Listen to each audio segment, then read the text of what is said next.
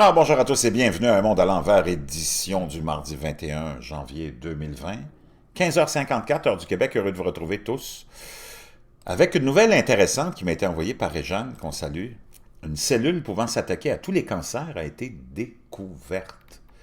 Cette cellule T, ou lymphocyte T, pourrait ouvrir la voie à de nouveaux traitements. Il faut cependant réaliser d'abord des tests sur l'être humain. Cette découverte, si elle fait ses preuves après des tests sur l'être humain, pourrait ouvrir la voie à un traitement universel contre le cancer. À la recherche de cellules immunitaires pour combattre des bactéries, des chercheurs de l'Université de Cardiff, au pays de Galles, ont trouvé un nouveau type de cellule T qui pourrait servir dans les immunothérapies contre toutes sortes de cancers. Leur étude, publiée lundi 20 janvier, donc hier, dans la revue Nature Immunology, montre que cette cellule, une lymphocyte T, pourrait s'attaquer aux cellules cancéreuses tout en ignorant les cellules saines.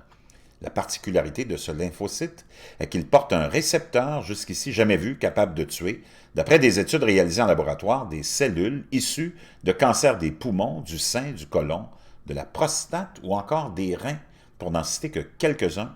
Ce fut une découverte fortuite. Personne ne savait que cette cellule existait, s'étonne l'auteur principal de l'étude, Andrew Stewell, contacté par The Telegraph. Notre découverte ouvre la perspective d'un traitement contre le cancer unique, un seul type de lymphocyte T, capable de détruire de nombreux types de cancers dans la population. Jusqu'ici, personne ne pensait que cela était possible.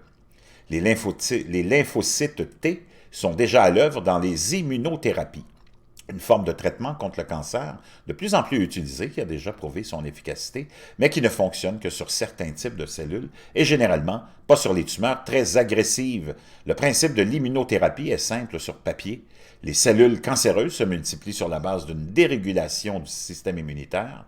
Les lymphocytes, les cellules qui protègent le corps des infections, ne reconnaissent pas la dangerosité des cellules malades. Elles les laissent alors évoluer.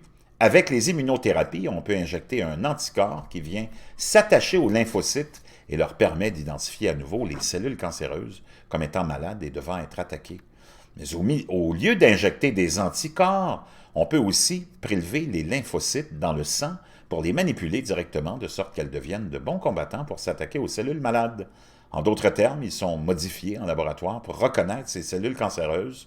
On les fait se multiplier avant de les réinjecter dans le sang. Elles tuent alors les cellules malades. Voilà pour le principe des immunothérapies. C'est cette deuxième forme de manipulation du système immunitaire qui serait employée si l'efficacité de cette nouvelle cellule s'avère réelle. Le sang d'un patient serait prélevé, ces cellules T extraites puis modifiées génétiquement pour exprimer le récepteur adéquat avant d'être multipliés pour réintroduits dans le corps. Pour l'instant, les chercheurs ont uniquement effectué leurs tests sur des souris et des cellules en laboratoire. Ils ont par exemple constaté que cette cellule, issue d'un patient avec un cancer de la peau, quand elle était modifiée pour exprimer le nouveau récepteur, détruisait non seulement les cellules cancéreuses de ce patient, mais aussi les cellules d'autres patients en laboratoire. Avant de crier victoire, il faudra donc en passer par des tests sur des patients humains.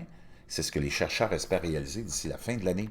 En attendant, les spécialistes se montrent enthousiastes, même s'ils attendent évidemment que les recherches soient effectuées à un stade plus avancé.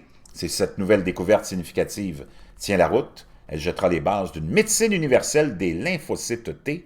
C'est vraiment excitant et potentiellement un grand pas vers l'accessibilité des immunothérapies contre le cancer, affirme The Independent Ewan Gillimore, responsable de l'immunologie au sein du Centre de recherche contre le cancer du pays de Galles, qui n'a pas participé à l'étude pour le moment. Il s'agit d'une recherche élémentaire, loin d'une réelle médication pour les patients, tempère pour la BBC Daniel Davis, professeur en immunologie à l'Université de Manchester, mais il ne fait aucun doute que c'est une découverte très excitante, à la fois en termes d'avancée dans nos connaissances, de base sur le système immunitaire, mais aussi à l'avenir pour la possibilité de nouveaux médicaments. Très intéressant. Je vous laisserai le lien dans la boîte de description.